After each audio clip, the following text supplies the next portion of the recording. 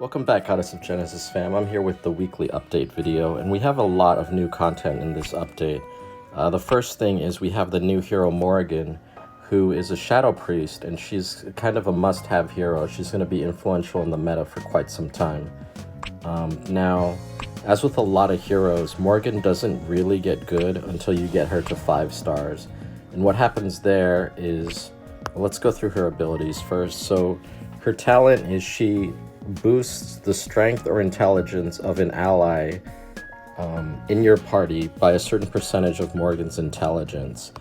Her skill is she grants a shield to all allies. So instead of being a traditional healer where you heal their hit points, she gives a shield instead, because I guess Shadow doesn't really heal. But the main thing about Morrigan is her ultimate, where when she casts it, she boosts the strength or intelligence of one ally, so most likely your top DPS will get even stronger.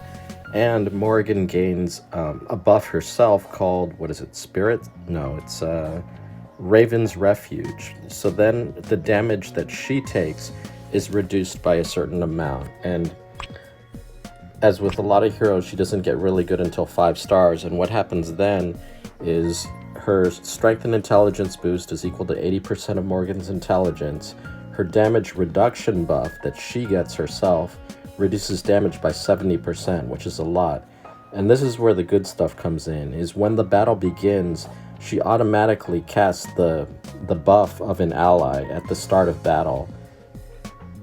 And when she casts her other ability, her super skill, it will now start dispelling debuffs from all allies. So what that looks like is, if you were to cast the ultimate regularly, it has a 4-turn cooldown, which is a lot. So getting a free cast of this at the start of battle is fantastic. But then since this skill is going to be on cooldown for a long time, what else can Morrigan do, while it's on cooldown? She's casting this buff on all the allies that gives them the shield, and then as you start getting higher star levels, this skill starts removing like 1 debuff and then 2 debuffs when you get her to 6 stars.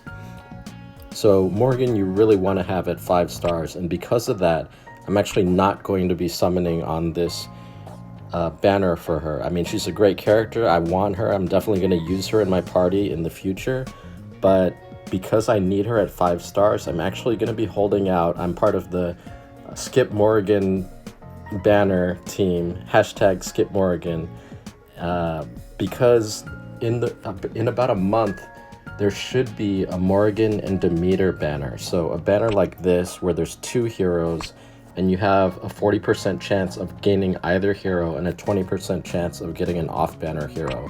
So I'm planning to save up for like in another month, and then I'm going to have a bunch of star stones, and then I'll either get a bunch of copies of Demeter, who I want to bring to Limit Break, or get Morrigan to at least 5 stars without having to pull a lot of heroes that I'm not as excited for like every other turn, which is what's going to happen if I pull on this new hero banner. We also have a Garuda and Aurora banner, which is intriguing because I don't have either of these characters, so I'm somewhat tempted, but I'm actually going to save because I don't know that I would be able to use Garuda now, even though my fire team is really weak. I do want Aurora. I think she's interesting for United Battle because she can potentially take a ton of turns. And I got my ass kicked by someone with Aurora, I think a couple weeks ago in United Battle, so she's definitely interesting. If you choose to summon for Morrigan, she's well worth having, but another option is consider saving for like another month, and then you can level up your Demeter and your Morrigan at the same time. If you saw my other summoning video where I was summoning for Joan and Demeter, the results were really good. I got lots of copies of them so that my Joan is now Limit Break, and for being a poor man's whale, I don't have many characters at Limit Break, but because I use that strategy of summoning on the 2 hero banner instead of the new hero banner, that's now my 2nd Limit Break character after Merlin, and I will have Limit Break Chang'e in a couple days, so I'm slowly getting there as the poor man's whale, but that's my suggestion, is go for the 2 hero banners instead of the 1 hero banner. If the two heroes are two heroes that you want to level up, and I know there's definitely a Morrigan Demeter banner that I'm highly looking forward to. Another thing to consider if you want to join Team Skip Morrigan is we're getting Zhu Rong in 2 weeks. She's the next new hero we're getting, and she's going to be a must-have character as well. Although I don't know if I'm going to summon on the new hero banner or wait for a 2-hero banner for her, because I'm not exactly sure what her next 2-hero banner is. I have to look at the schedule for that. But Zhu Rong is going to be a meta-defining character where you debuff a bunch of enemies on the other side, and then if there's a lot of debuffs on them, then Zhu Rong can like one-shot the entire party. I mean, they may still have revives and things like that, so it's not like a guaranteed win, but she's very strong, and you're going to see a lot of Zhu Rong in the meta. One other thing I should mention is in the regular gear summon banner, we now have Star of Oblivion, which I wasn't expecting to get so soon because we just got a new equipment, I think like 1 or 2 weeks ago. But we are following the SEA banner, and they got Star of Oblivion like pretty quick right after the other one, so less than a month in between. And because this item is now in the general summoning pool, I expect that there will be a Star of Oblivion equipment banner coming next week. For now, we have this Hymn of the Messiah equipment banner, which I don't recommend summoning on.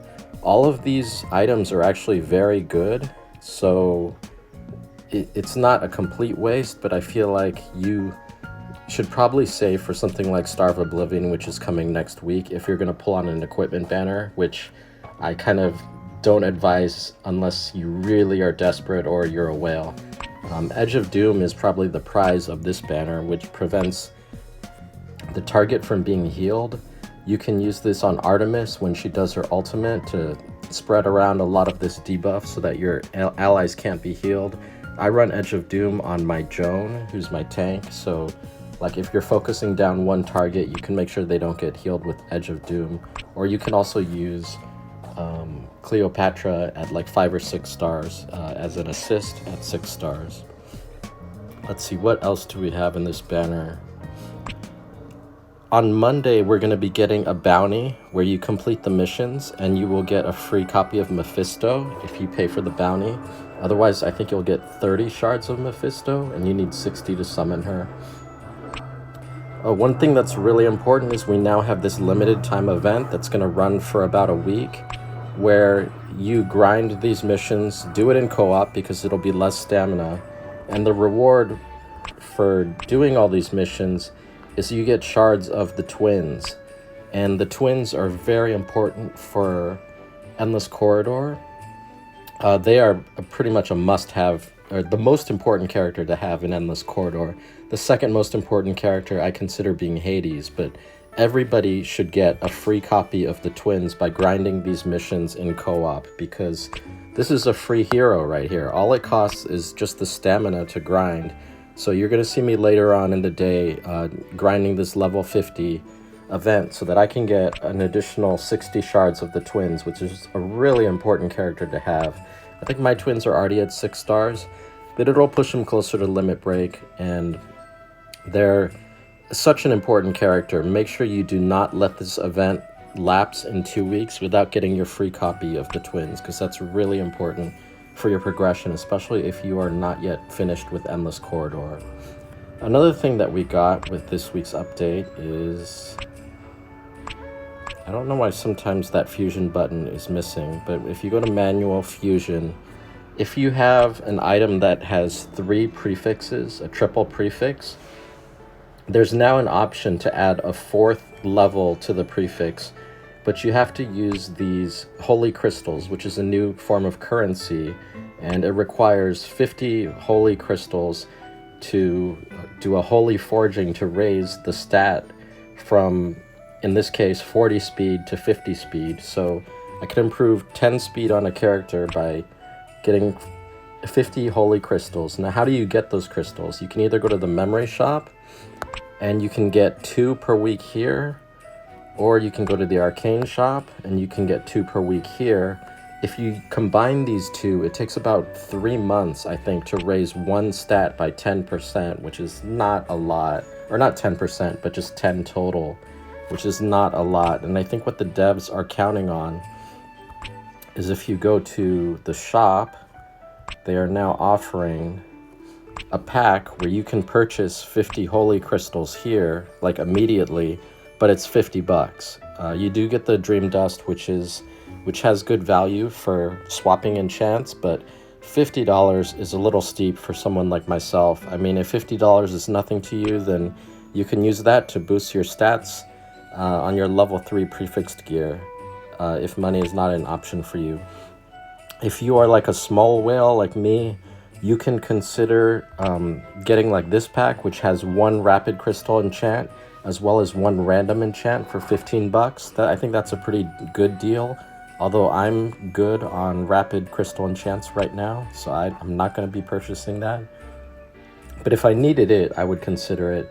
And this pack is pretty decent too. You get 1 enchanted SSR gear as well as 2 dream dust. If you don't have any dream dust, this would be a good place to get it because you get value from both items in this pack.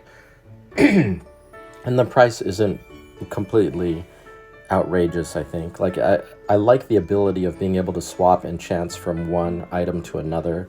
So for example, we've got Star of Oblivion that's coming out. I'm gonna probably want to swap like a rapid enchant over to a Star of Oblivion from like Hera's Sigh or something like that. Oh, I'm not sure I mentioned actually what the Star of Oblivion does. It is a mage weapon that increases the damage of AoE, and it also, when you fully upgrade it, it'll have a 100% chance to remove barriers. And I believe it can remove Dracula's barrier, as well as like the barrier from Valkyrie when she puts up her shield, or the most use that people are going to use it for is when you kill someone and Joan revives them.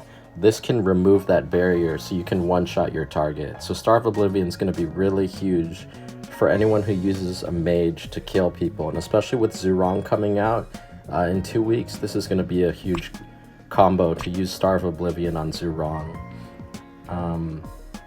Actually, so speaking of that, one thing I've noticed is the best community for this game, people talking about it, future combos, you know, planning of who they're going to summon for, what equipment they're going to use. The best place to talk about all of that is the Elite Discord. I'll put a link to it in the comments. You do not need to be part of the Elite Guild to join the Discord. They're very welcoming to all members of the Goddess of Genesis community, and they're actually talking about doing an R and SR tournament. So this tournament is pretty interesting. You're only going to be able to use characters that started out as an R level or R or SSR. So like R level characters are ones like Michelin, Angel, Fenrir. I mean, I've already upgraded mine to 6 stars, so it says SSR. Actually, I wonder if here, this is a better way. Oh no, I can't really show it because my characters are leveled up. First world problems, right? But our characters are the most common. Everybody should have them, even if you're just starting out in the game. And then SR heroes would be like Venus, Medusa, Loki, Shakespeare. Those are the SR characters, or they originally were SR. So even if you're a beginner, you should be able to play in this tournament because you will have, or you should have, all these characters. After just doing a couple summoning sessions, you should have all of the SR characters. You might be missing maybe one, but it shouldn't be that big a deal to impact your ability to perform in this tournament. So if you have questions about the tournament, I do not suggest asking me because I'm not involved with it. I don't know what the specific rules are, but you should go on the Elite Discord, which I'll link in the comments, and you can ask about it there. Okay, good luck. Have fun, everybody.